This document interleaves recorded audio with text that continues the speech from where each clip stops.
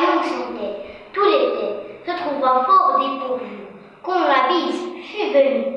Pas un seul petit morceau de mousse ou de vermisseau, elle alla crier famille. Si la fourmi, sa voisine, la priant de lui prêter quel grain pour subsister, jusqu'à la saison nouvelle, je vous payerai, oui dit-elle, à vos luttes, foi d'animal. Intérêt principal, la fourmi n'est pas prêteuse, c'est là son moindre défaut. Que faisiez-vous au temps chaud, dit-elle à cette emprunteuse. Nuit et jour, à tout venant, je chantais, ne vous déplaise, vous chantiez, j'en suis fort aise. Eh bien, dansez maintenant. Demain dès l'aube de Victor Hugo. Demain dès l'aube à l'heure où blanchit la campagne, je partirai. Vois-tu, je sais que tu m'attends. J'irai par la forêt, j'irai par la montagne. Je ne puis demeurer loin de toi plus longtemps. Je marcherai les yeux fixés sur mes pensées, sans rien voir au dehors, sans entendre aucun bruit. Seul inconnu, le dos courbé, les mains croisées, triste, et le jour pour moi sera comme la nuit. Je ne regarderai ni l'heure du soir qui tombe, ni les voiles qui descendent vers affleur. Et quand j'arriverai, je mettrai sur ta tombe un bouquet de ouvert et de bruyères en fleurs. Nuit de juin de Victor Hugo. L'été, lorsque le jour a fui, de fleurs couvertes la plaine, verse loin un parfum enivrant, les yeux fermés, l'oreille au rumeur entrouverte. On n'odore qu'à l'imiter un sommeil transparent. Les astres sont plus purs, l'ombre paraît meilleure. Un vague demi-jour teint le dôme éternel, et l'aube douce et pâle, en attendant son heure, semble toute la nuit errer au bas du ciel. Le papillon, Alphonse de Lamartine.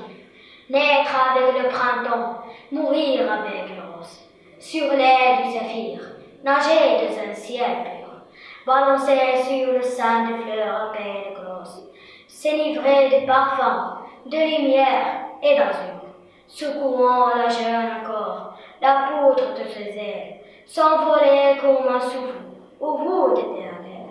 Voilà les papillons le destin enchanté. Ils ressemblent au désir qui jamais ne se pose, et sans se satisfaire, effleurant toutes choses, retournent enfin au ciel chercher la volonté. Le ballon bleu de Romain Canetin. Aujourd'hui encore, nous sommes tous d'accord, tous du même avis, ce monde est joli. Un ballon joyeux qu'on voit de l'espace, chargé en haut d'eux, peu à peu s'efface. Cette planète si bleue, faite de CO2, pourtant essentielle, n'est pas éternelle. La température monte à vive allure, les chasseurs perdurent, l'air est à moins pur. Ce beau ballon bleu qui nous rend heureux risque avec le temps d'être moins charmant. Nettoyons nous-mêmes, protégeons cette sphère, pensons notre monde en terre féconde. La tortue, Robert Desnos. Je suis tortue et je suis belle. Il ne me manque que des ailes pour imiter les hirondelles. Mon élégant corset d'écaille, son bouton, son vernis ni maille, est exactement à ma taille. Ni, je suis tortue et non bossu. Je suis tortue et non cossu. Je suis tortue et non déçue. Et non. 3 escargots de Maurice Carrette. J'ai rencontré 3 escargots qui sont allés cartable d'eau et dans le pré 3 les maçons qui disaient par cœur leur leçon.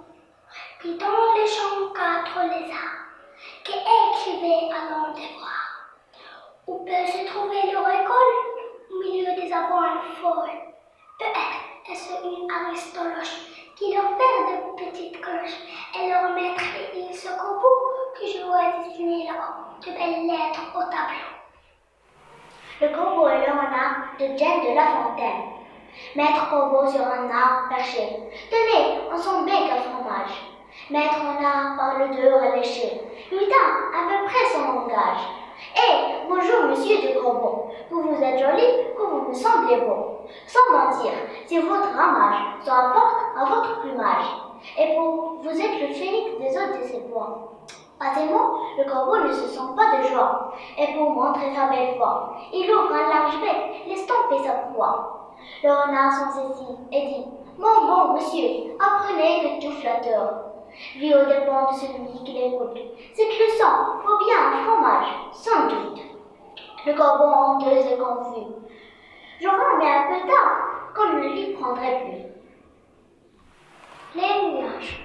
Où vont tous ces nuages qui filent dans le ciel? Ils semblent si pressés, ils préparent la pluie, ils annoncent l'orage.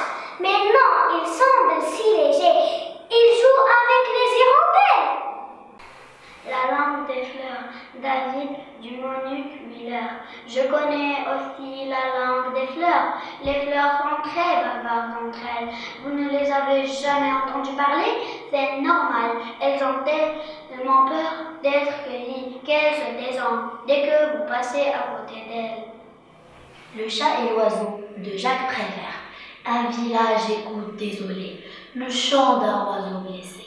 C'est le seul oiseau du village et c'est le seul chat du village qui l'a à moitié dévoré. Et l'oiseau cesse de chanter, le chat cesse de ronronner et de se lécher le museau. Le village fait à l'oiseau de merveilleuses funérailles. Le chat qui est invité marche derrière le petit cercueil de paille où l'oiseau mort est allongé, porté par une petite fille qui n'arrête pas de pleurer. Si j'avais su que cela te fasse tant de peine, lui dit le chat, je l'aurais mangé tout entier, et puis je t'aurais raconté que je l'aurais vu s'envoler jusqu'au bout du monde, là-bas, c'est tellement loin, où jamais on n'en revient. Simplement de la tristesse et des regrets, il ne faut jamais faire de choses à moitié. Le cocher, le chat et le souriceau de Jean de La Fontaine. Un souriceau tout jeune et qui n'avait rien vu fut presque pris au dépourvu. Voici comme il conta l'aventure à sa mère.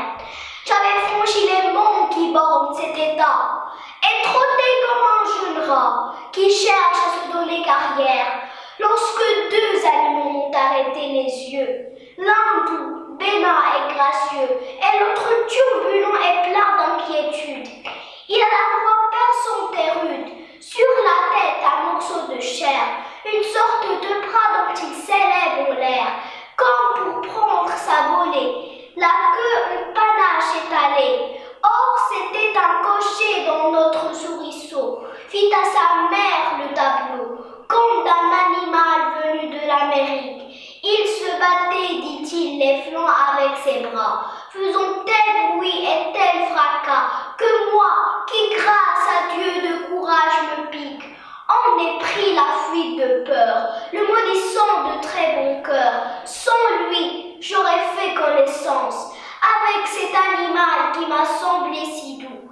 Il est velouté comme nous, marqueté, longue queue, une humble contenance, un modeste regard et pourtant l'œil luisant. Je le crois fort sympathisant avec messieurs les rats, car il a des oreilles en figure en notre pareil. Je l'allais aborder comme d'un son plein d'éclat, l'autre m'a fait prendre la fuite.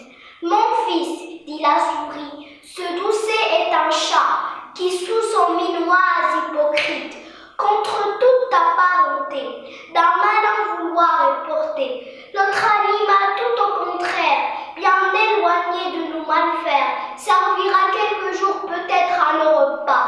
Quant au chat, c'est sur nous qu'il fonde sa cuisine. Garde-toi, tant que tu vivras, de juger des gens sur la lune.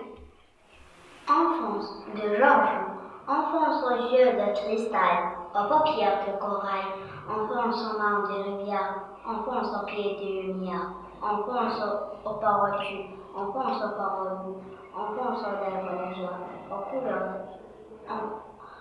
couleurs de primula, enfance aux museaux rouges, toutes proches pour la vie. Le loup et la cigogne de Jean de La Fontaine. Les loups m'ennuient tellement, un mot donc étant de prairie, se pressa dit-on tellement, qu'il en pense à perdre la vie. Un os lui demeura bien avant au gosier.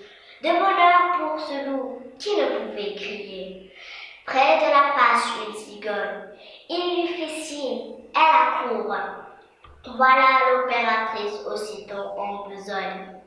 Elle retira l'os, puis pour un si bon tour, elle demanda son salaire. Votre salaire, dit le loup. Vous riez, ma bonne commère? Ce n'est pas encore beaucoup. D'abord de mon gosier, retirez votre cou. Allez, vous êtes une ingrate, ne tombez jamais sous ma patte. En forêt de Germaine Louvre. Dans la forêt étrange, c'est la nuit. C'est comme un noir silence qui bruit.